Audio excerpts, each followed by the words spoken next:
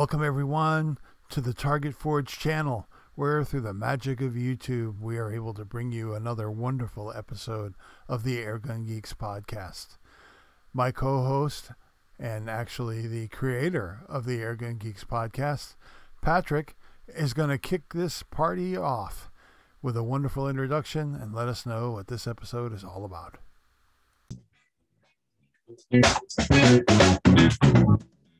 And welcome to another episode of the Airgun Geeks.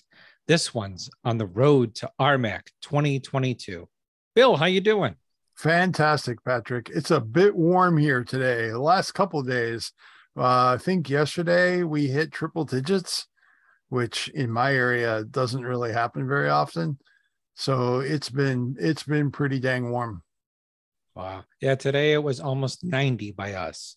Wow. It was supposed to be in the 90s this week coming up, but we will be in RMAC, where I don't know what the weather's going to be. I don't either. I haven't looked. So this is going to be crazy because we've been doing a lot of talking and figuring out what we're going to do, what we're going to say, who we're going to try and get. I'm seeing all the we're on the road pictures and videos on Facebook. Yep. And I'm like, oh boy, looks like everyone's going to be there this year. So it's rather exciting. Very much so. And, you know, a lot of these higher profile YouTubers, you know, they have to insulate themselves to some extent just because they're getting input and contacts from everybody. So being able to walk up to them and make that personal introduction and say, hey, we've got this really cool podcast. Would you like to come play? Mm-hmm. And we'll set everything up. We'll send you the link. Just tell me an email address or a phone number to send that stuff to. We promise not to harass you.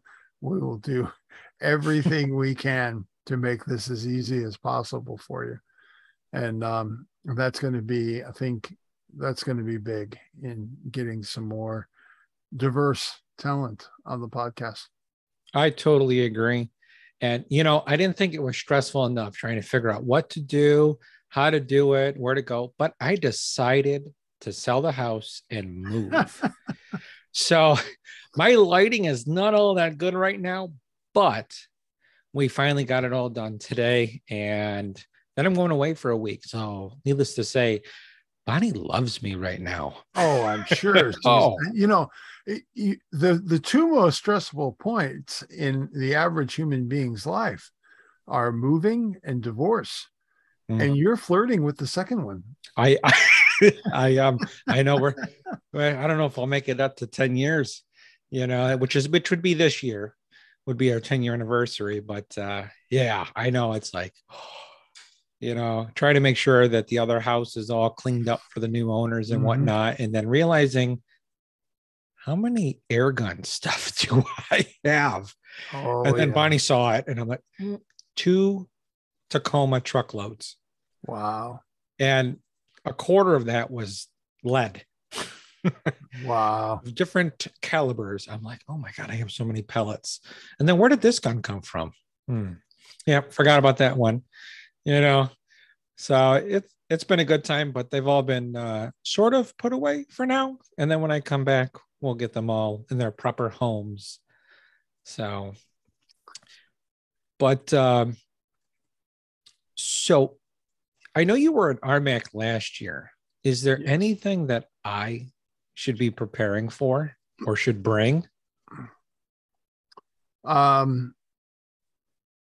Don't bring anything that you want to have clean when you leave, because the dust at RMAC, at least when I was there last, I'm still cleaning RMAC dust. As you saw at the Midwest Airgun show last week, my cash box for my table setup still had RMAC dust on it.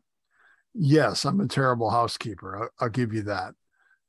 But that stuff it's magnetic. It does not come off easily. And so while we're on the Midwest Airgun show, real quick, I want to make a couple of clarifications. because my boy Joe Dorian has given me some corrections on some of my namings for things that he introduced me to while I was there. One of them was my boy Henson right here, Joe. I know his name is Henson. I called him Hendrick on my Facebook page, and I blasted it out on Instagram, all over the place. This poor guy is going to end up with a identity crisis, and I don't want that to happen. His true name is Henson, and he's not an iron eagle owl, as my friend Patrick misled me. He is an eagle owl, like Eagle Scout. So just want to clear the air with Joe and let him know that we all love him, and we want to make sure we get the facts straight, because we're so far really terrible journalists. Oh, fake news. Yeah. That was such a good turnout. And then Chad from Airgun Advisor put out a lovely video. Yes. I was shocked on how it went. Flat Broke Air Gunner also did a killer video too. Yes, he did. Yeah, you beat me to it. Yeah, and to get to meet him was also cool too. Yep. And Joe graciously donated the time, and people were giving donations to take a picture with Henson, the eagle owl, and he behaved himself, and so did the people. Joe, I don't know if he behaved himself, but I think he did. He did good. He did good. What else? I think we asked everyone who's going to RMAC, so we'll see what goes on. So I get to pack up and find clothes out of a box, jump on an airplane at 10 o'clock tonight, because you guys will be hearing this Monday morning. So 10 p.m. Eastern Standard, I'll be on an airplane heading to Denver from Cleveland, and then sort of sleeping in the airport at Denver, and then jumping on another airplane and hopefully crossing paths with you, Bill, and jumping in your Tacoma. Oh, no, you have a Tundra, right? Yes, but I'm not going to be in the Tundra, because if I took the Tundra to RMAC again this time of year with the $7+ a gallon fuel, Toyota trucks are not known for their mileage at all. Yeah. And mine is a 2001 Gen 1 Tundra. That would not be a good idea to drive that car. Unless Patrick was funding the fuel, then I would be okay with it. But, it's $100 to fill my Tacoma. No, that's okay. my wife's mother took her on a cruise of European cities. Really a cool cruise. But while she's gone, I get to play with her hybrid, and I'm going to be taking the little hybrid to pick up Patrick. It's gonna be tight. I've been wrestling with whether or not to bring the solar charger set it up and let people use it to charge their equipment while they're there. I'm not going to bring my compressor, because I don't want somebody to say, "Oh my God, I would have won that match had I not filled up with air from that guy's compressor and my regulator stuck." I don't want to be responsible for that. I know it's the coward's way out, but I absolutely believe in the compressor. I just don't want to accept that responsibility. I would love to, but I am going to bring it so that people can charge phones and any electronics that they bring. If I can fit it in the car comfortably and still leave room for Patrick, which, thankfully Patrick's not a really big guy. So I can squeeze him in, like, partly over the seat, maybe there you go in the upper, in the airspace along the top of the load, might be able to fit him in there, but I'm kidding. Yeah. We'll get you there comfortably. I'm actually, it's according to the magic Google lady, that trip is 11 hours and 7 minutes for me. Oh, I'm going to throw down the gauntlet and say I'll make it in 10. I love long drives. I throw an audiobook on my phone and I just jam. And when I stop, I literally get fuel. I have water in the car. I've got most of my food that I need for the trip already in the car. So I'm not stopping for anything but fuel typically. Mm-hmm. Maybe a restroom break once or twice on the way there, but I like to make tracks and I like to get there quickly. I don't drive as fast as your previous co-host on the Airgun Geeks, but I try to keep my average speed right where I'm not going to be noticed by by the nice police officers that do a great job and shouldn't hassle me on my way to Utah. Nudge, nudge. I hear you.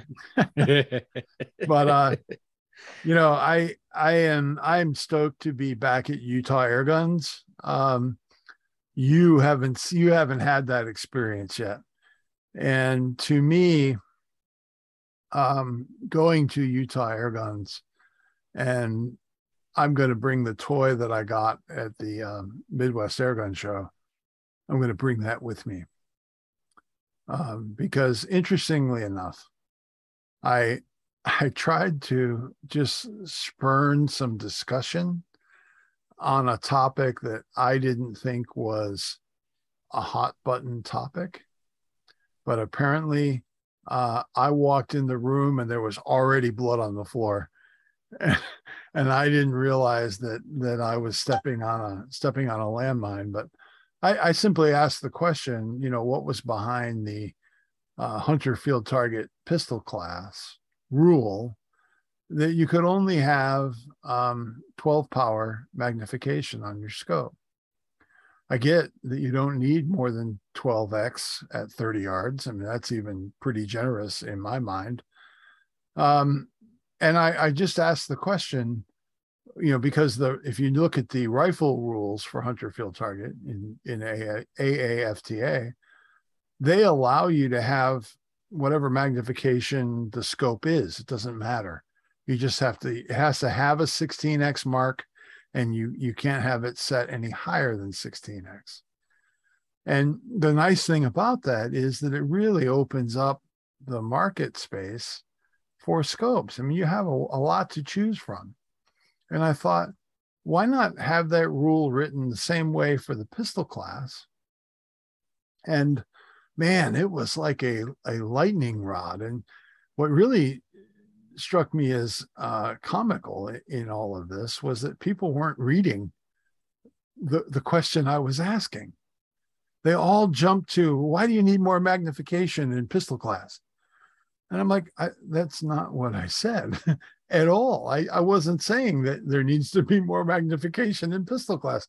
I just said we need to open up the availability of optics, because I don't know, Patrick, you get to see this in a lot more light than I do, because you work in the commercial side of this business directly. Mm-hmm. But when I was looking at scopes, and I was looking at what previous winners in those events used, I'll tell you, 80% of those scopes aren't made anymore. And I thought, well, what is it about 12x scopes? And what I saw was that the market availability of optics with a 12x limit is really, really shrunk in the last 10 years. That availability of units in that class has shrunk, and there really aren't any scopes that I would say, yeah, that's a good one, and it's limited at 12x. And one fella, and I still owe him an answer on the Facebook page for Airgun Geeks, and I will get to it. I've just been thinking about how I want to word it, so I don't engage someone in another discourse on why I'm silly. But he asked, what scopes are you looking at that you would like to see included? I'm like, well, I'll tell you what, I have an Optison EVX, and I actually put it on that HW44. Yeah, it's a rifle scope, and it looks absolutely ridiculous sitting on that pistol. I mean, your son would love that gun because it really looks like something right out of Star Wars. Yeah. With that monster optic on it. And I got to tell you, that thing is amazing out to 30 yards, out to 35 yards for HFT pistol. And, that's with it capped at 12X. And, a very wise person in the field target community early on told me that it was actually good to get a scope with more magnification than you're using, because when you're at those lower indications, you're probably going to have really good image quality. The image quality gets roached when you get up near the upper end, and it doesn't really matter where that upper end is. It's just, the manufacturers put in as the minimum amount of money to get you the maximum number of X's that they think you're going to buy. So that last 30% of the range, you're not really getting usable range out of that. So correct. Me using this Optison EVX, which has really good glass, I love the reticle in it. It's not legal. I can't use it in a match. And, I've got guys saying, oh, all you need is a bug buster. That's all I use. And I'm a champion. And, that's great. I have very similar thoughts about UTG as my friend Adam does. I've had them, and I've never been really overly impressed with them. They're a great, inexpensive scope. They are. They do that just great, and they're actually pretty reliable. But I'm not a big fan of them. And, I'm not saying that everybody should run out and get an Optison EVX. The only reason I have one is because I went to RMAC last year and Utah Airguns put one up on the raffle at the banquet, and my silly butt ended up winning it. And I thought, I would actually use it on one of the rifles, but I actually set up both of the rifles with element helixes. And I liked them both being the same, so that when I got used to a process and everything, I was using the same optic and the same reticle on both rifles. So training wise, I agree. Just made things easier for me. But I have to say, they're both very close in price. They're within $20-$30, I think, of each other. At least they were when I looked at them. The EVX wins for clarity. It's got a really crisp, no vignetting around the edges. It's a really, really nice scope. Now, I did find that there is a one with a 30 millimeter objective from Optison with a 12X limit. And one of the things, the reason I'm bringing this gun with me on my trip to go pick you up is because I want to see that scope, because Utah Airgun says they have it in stock. I want to see that little Optison on this gun on their range, because the range is 30 yards. Oh, so okay. Very, very easily I can clip my little focus laminated sheet, which has the film industry focus test patterns on it. I can put that on the target tram on Utah Airgun's range, and I can send it back and forth, and I can see how crisp that image is when I get focus on. And I know it's not as important with pistol class. I'm well aware of that. And really, I have to say, this HW44 shoots so flat that this Optison scope also claims, this little one with a 30 millimeter objective, it claims to not really need a lot of parallax correction because it mounts so low to the barrel. It's so close to the barrel that the amount of lopiness in that trajectory that you see is not as severe with that optic. And I am thinking that if that pans out, it might be actually a really good solution. But you're going to be with me, and we're going to test it out. We're going to see what's up and make the best decision possible. But if those rules were different, honestly, I would leave that Optison EVX right where it is, and I would compete with that. And I know that there's wind in the trees that suggests that a ruling is coming in the upcoming end of the season with the Nationals in Puerto Rico that will possibly be a update to that rule. They haven't said what direction they're leaning towards, and in fact, the guy who leaked that said he couldn't comment one way or the other. But I hope that they're bringing some reason to that. And I'm not saying that the current rule is unreasonable. I'm just saying to me it disenfranchises the shooter. Well, at least they're open to, things change over time and whatnot. At least they're open to it instead of just like, no, like some sports are less like, no. So that's always exciting. Yeah, very much so. Very much so. Cool. So I know you had a couple other things you wanted to chat about tonight.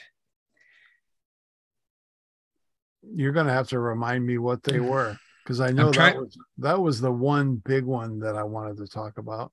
What else did I want to talk about, Patrick? I think we were going to talk about, there's so much we talked about and my brain is fried. Well, the first thing, since it's on my mind, is next Monday's podcast will not come out next Monday.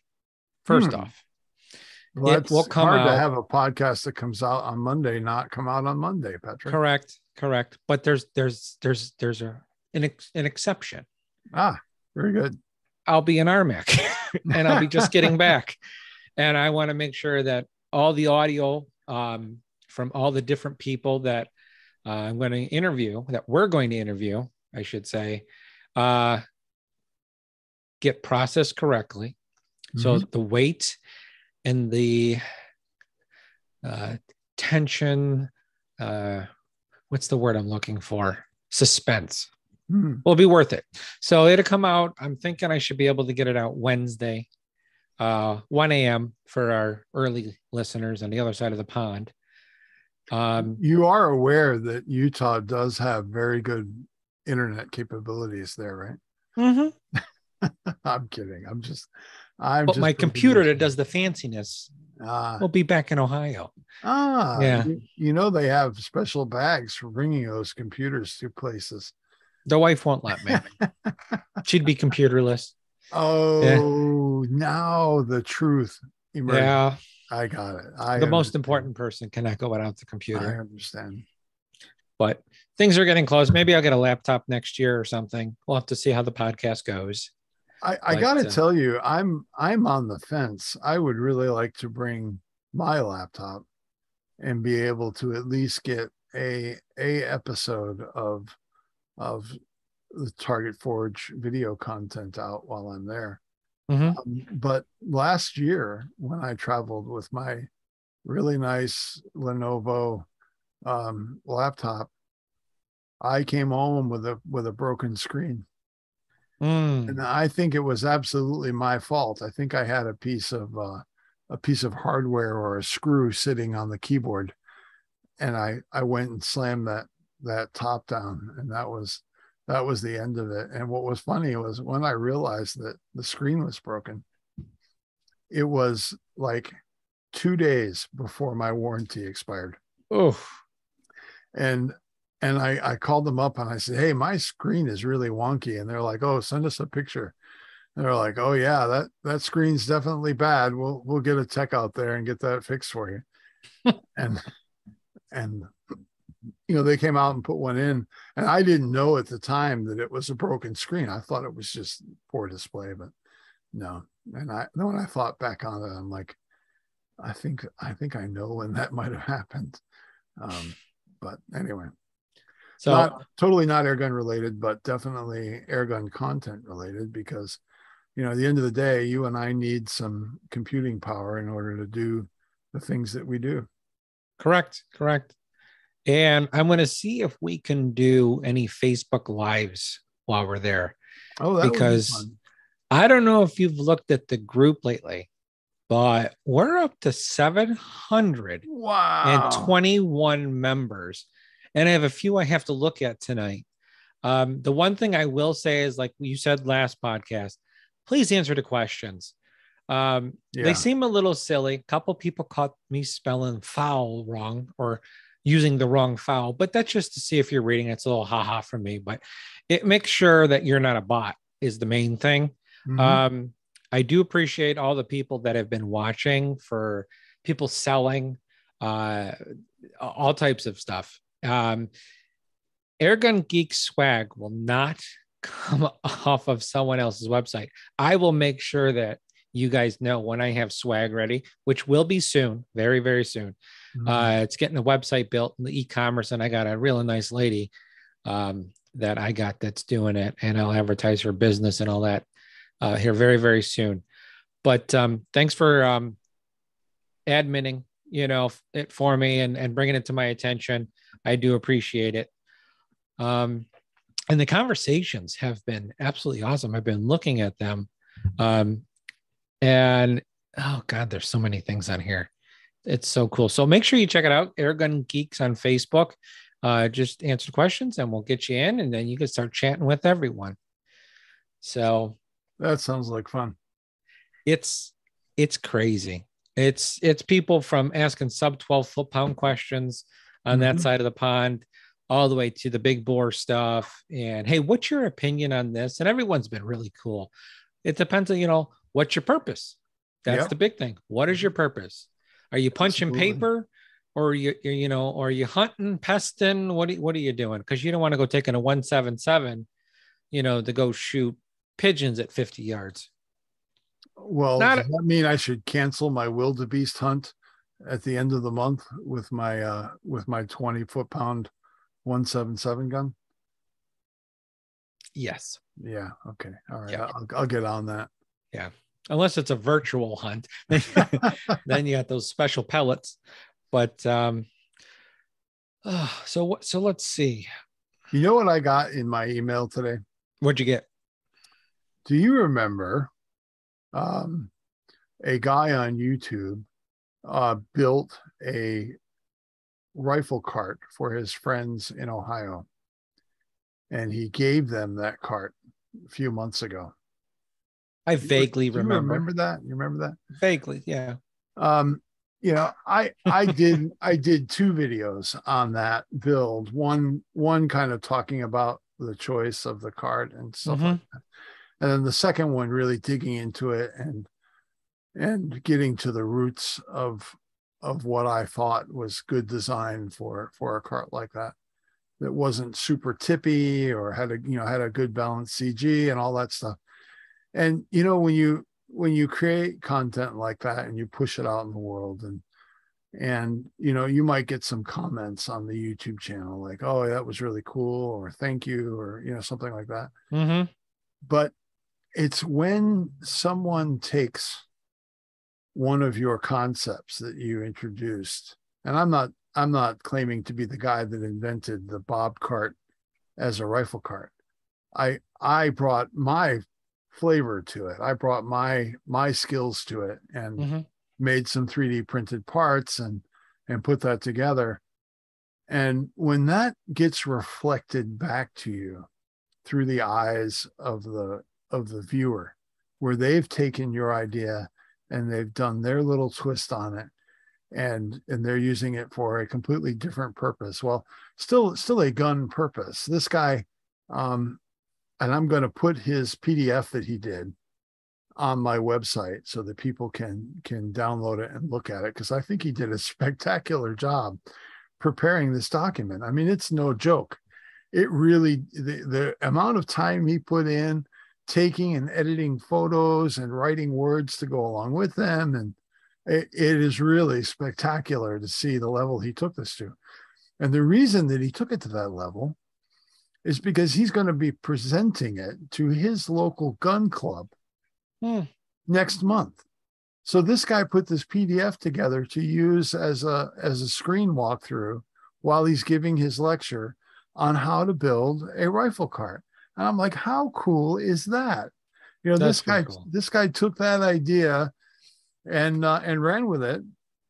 And you know, he bought my fasteners for the 3/4 inch conduit. We got them to him, and he put this thing together, and it looks fantastic. Guess what he's using it for? What's he using it for? Sporting clays. What? Sporting clays? Yes.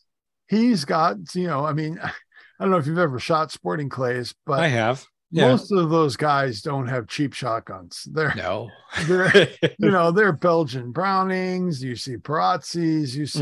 You see a lot of really high dollar powder guns in that game. And this guy, you know, used my basic framework and my parts. He downloaded my 3D files from printables.com. He had a friend local to him that printed them for him. And then he took and built his cart from that video. And you know, to me, it was a huge, it's a wonderful feeling to see your idea reflected back in the eyes of the viewer. And you know, there have been others. There was a guy at the Midwest Airgun show. He came up to me and was, you know, had his phone up, and he's going through all the photos on his phone to show me his build and what he did. And you know, that kind of stuff is just, it's fun to see. It's fun to see your stuff getting used. And heck, I hope you know, 10,000 people order hardware for that build and make a bunch of carts, because they really are great carts. Yeah, it's good to see things come full circle. Yeah. And that's why we do what we're doing now. You know, get the info out, links, connect people, networking. Very much just so that we can have fun. You know, it's not always about pulling the trigger. Most of the time it is, but not all the time. You know, it's the adventure, like going from Ohio to Utah, the adventure, all the people jumping in, like Ken. I like watching Ken when he leaves Florida and he's heading to Utah in his big RV with his golf cart and his wife. And I think he's bringing the mules, the dogs, his Great Danes and stuff. And just the adventure and seeing what they run into. I heard you talked to PJ Clark today, or got a little message that he's on the road. He is actually traveling right now. The dude just got off a plane from touring Europe. England. Yeah. And he is in a car on his way to RMAC. That is airgun passion at its best right there. Yeah, that was cool what him and his buddy did last year. Given their different segments along the trail to RMAC. That was pretty cool. Do you know if John is traveling with him this year? I have no idea. I'll keep an eye on Facebook, but I have no idea. I meant to ask him when he put up a couple of comments that tagged me in on Instagram, and I meant to ask him if John was coming. John is a super nice guy. He actually would have been, if Target Forge, if it was in the cards for Target Forge to have been a sponsor this year, I can tell you that John would have been at the top of a very short list of shooters that I would have picked to wear the Target Forge colors and shoot for Target Forge, because when you sponsor, you get a spot or two of shooters. If you're a sponsor that's paid before they open the gates for the rest of the shooters to sign up, you can secure one or two spots. At least that's the way it was last year. And I'll tell you what, John was on that list, and it'll be good to see him again or talk to PJ. And PJ's a fantastic guy. I can't wait to see him. I actually have some very, very special items that are airgun target related for him to test for me. Iron candy is what I call it. Him and Tom Adams both I want them both to put some pellets on this stuff. One of the things that Target Forge has been wrestling with in a exceptionally challenging metals market, the steel market is absolutely insane. When we decided to push the Chinese out of the U.S. steel market, the U.S. mills were now over-constrained. They could not produce metal fast enough to fill that void that not having the Chinese in that market space created. So, unfortunately, they have discontinued.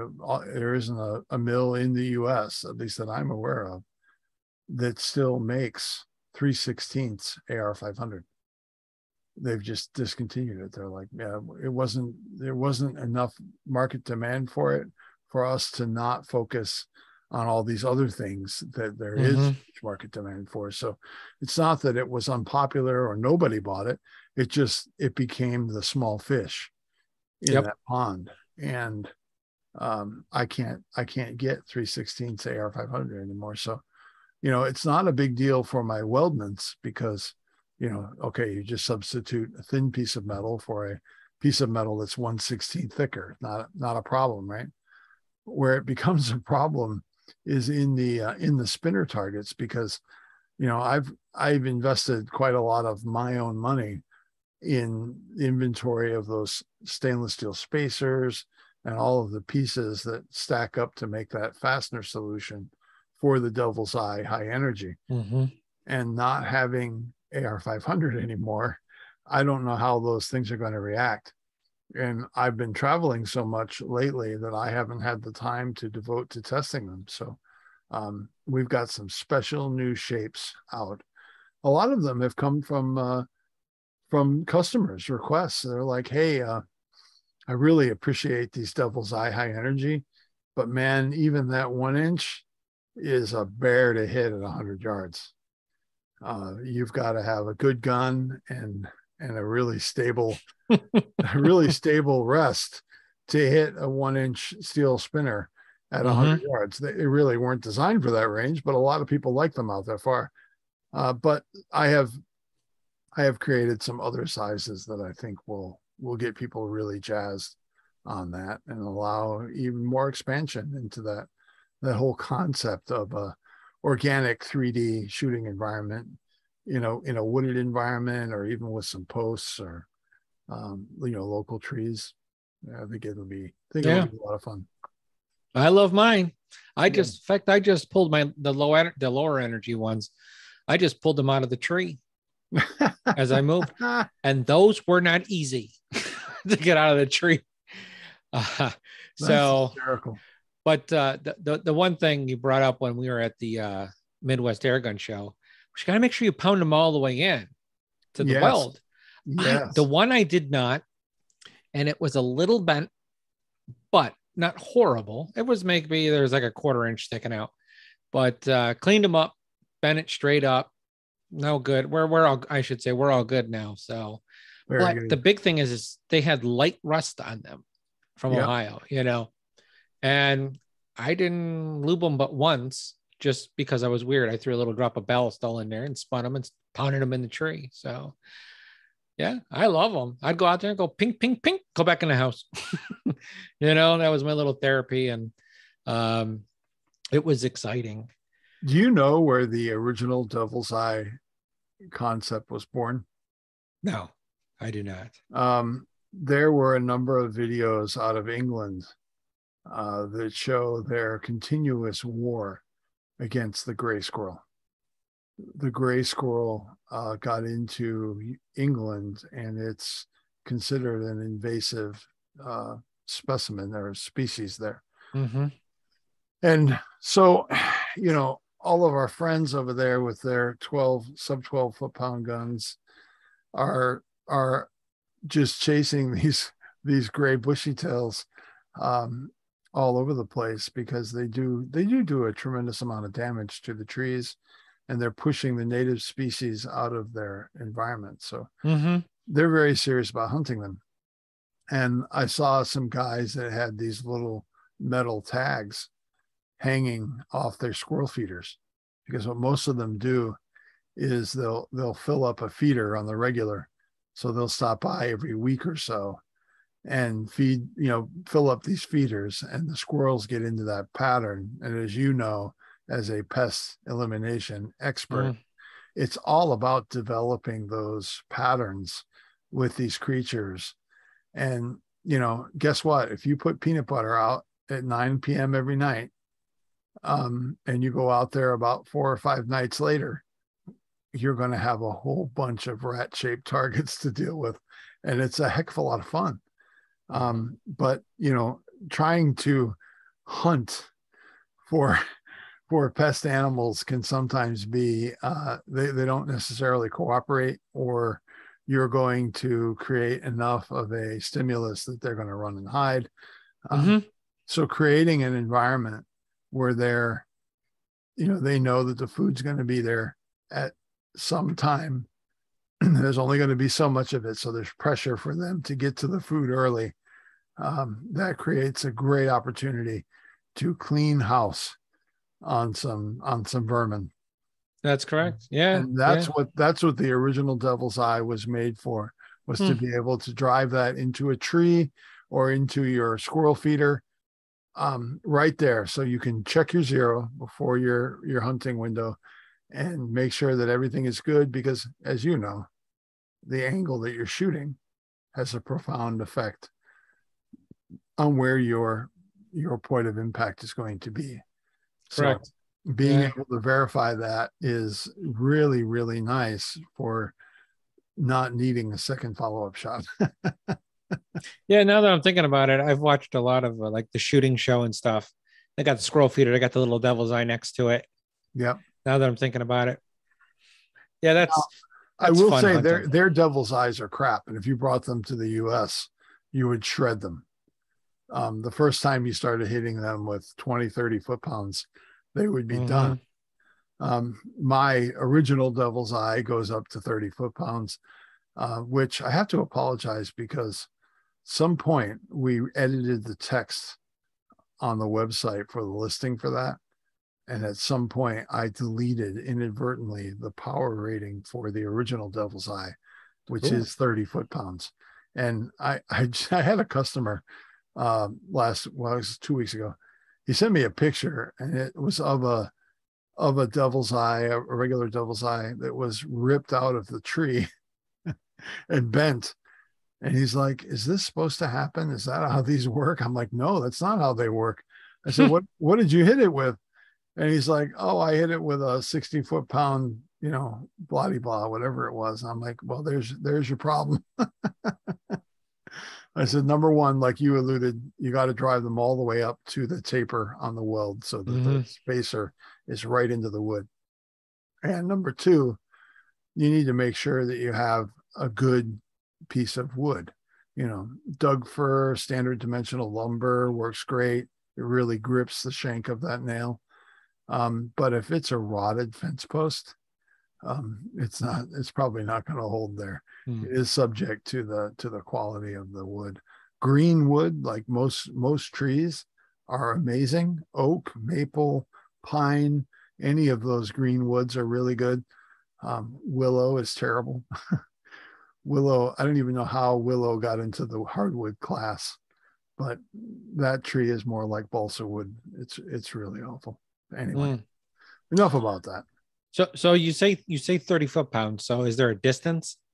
Like if they put it out at 100 yards, can they do 60? I'm just going to be devil's advocate here.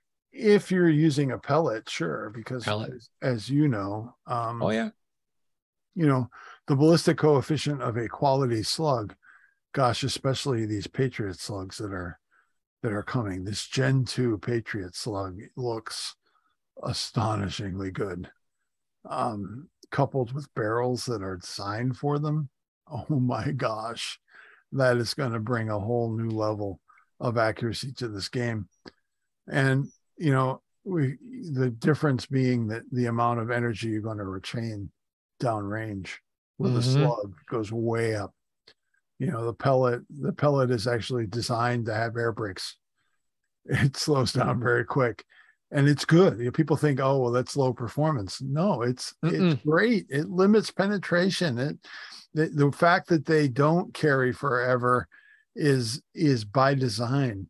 Mm-hmm. And I'm sure in your work, if you were to go and rip a bunch of slugs through some muskrats and end up tearing up structure or creating a lot of damage, for pass through and stuff like that, you probably wouldn't get called back on that job. Or God forbid you miss. Patrick. It says God forbid. It happens every once in a while. A fish jumps up, some water hits it, it moves over. They don't go as far.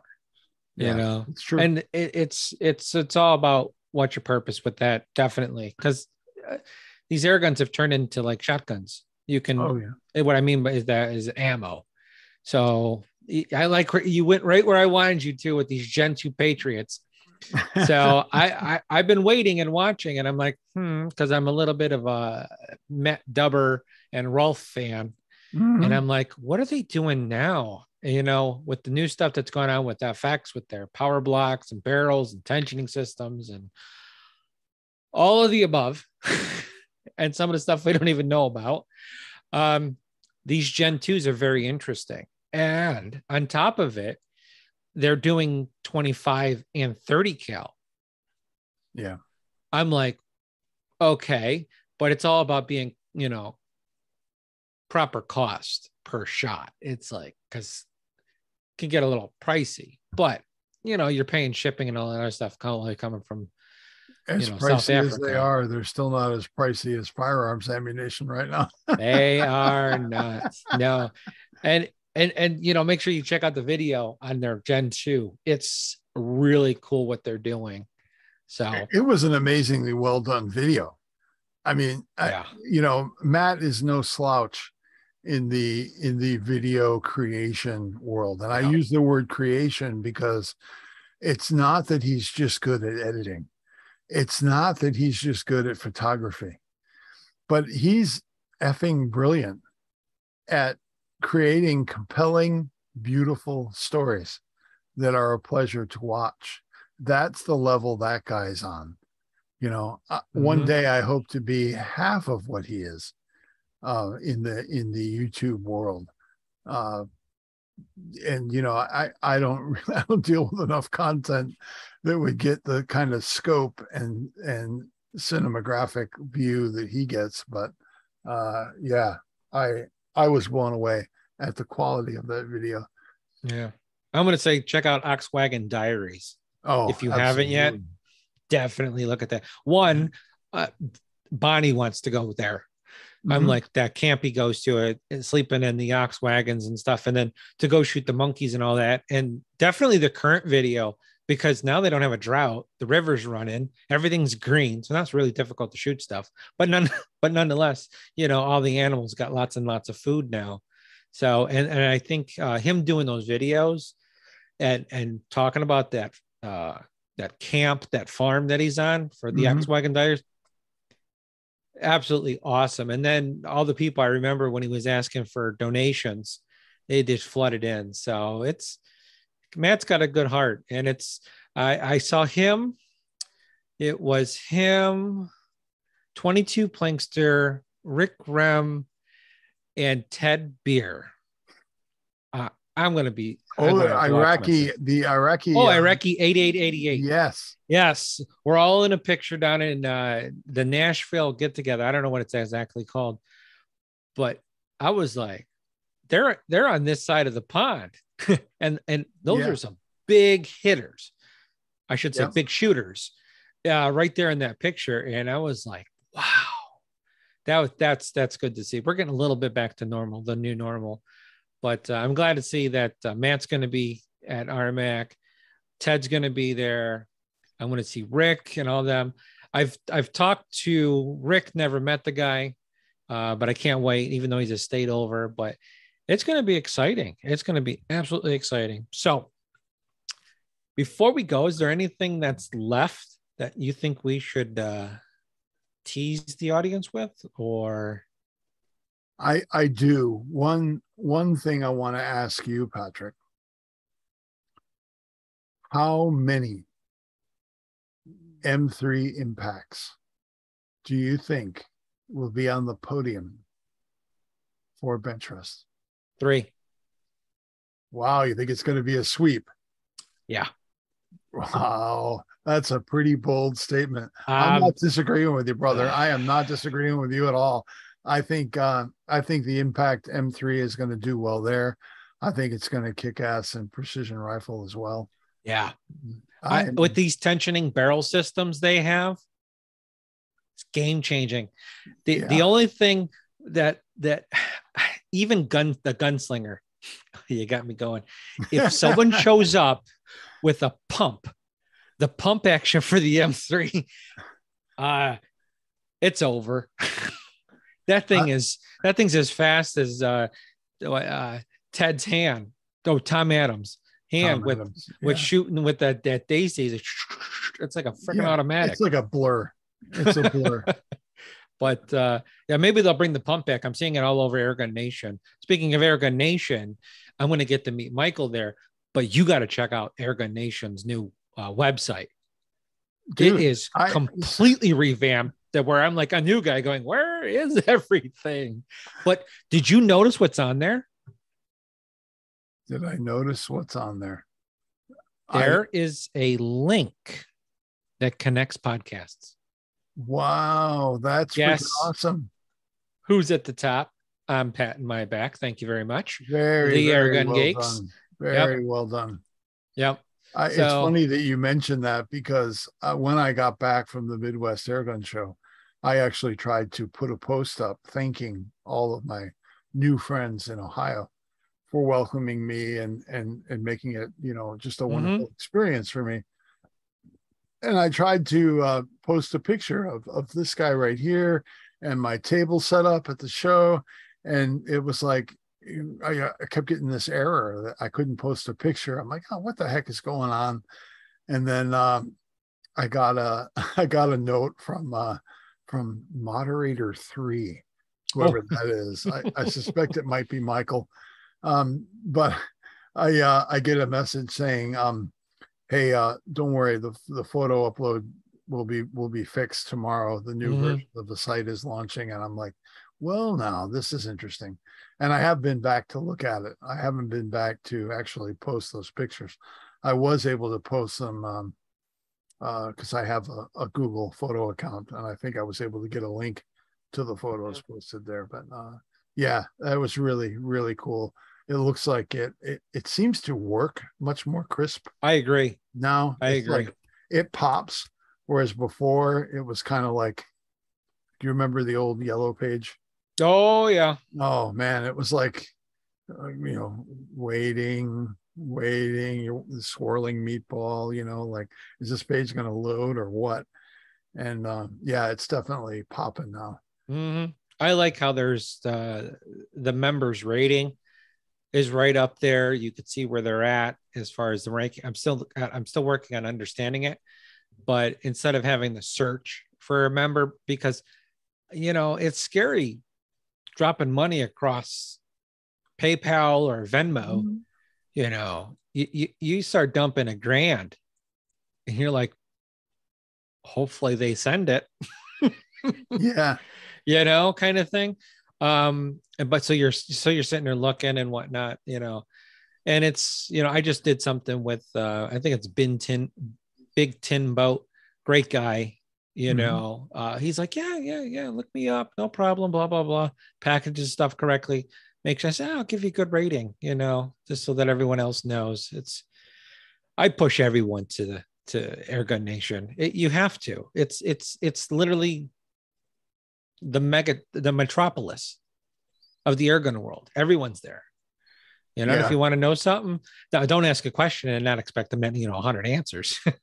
You get all types of answers. Air gunners, you could ask 10 air gunners a question and get 12 different answers. Yeah. Some people change their mind halfway through. So, all right. Well, we got a very exciting week coming up. We do. I like flying on airplanes. I get to go to Utah. I get to meet all different types of people from all over the world. And then I get to come on here and tell you guys all about it. Fantastic. So keep an eye on the Facebook page. I'm going to try doing posts on there. Bill's going to be working as his Target Forge rep and assisting as a field reporter for the Airgun Geeks podcast. Heck yeah. No, I definitely plan on being your co-host while we're there. I'm kind of limited with what I can do with Target Forge while we're there because I'm not a sponsor this year. So I can walk around, I can walk a walk and talk to people, but I'm really talking to them as a YouTube creator more than a Target Forge representative.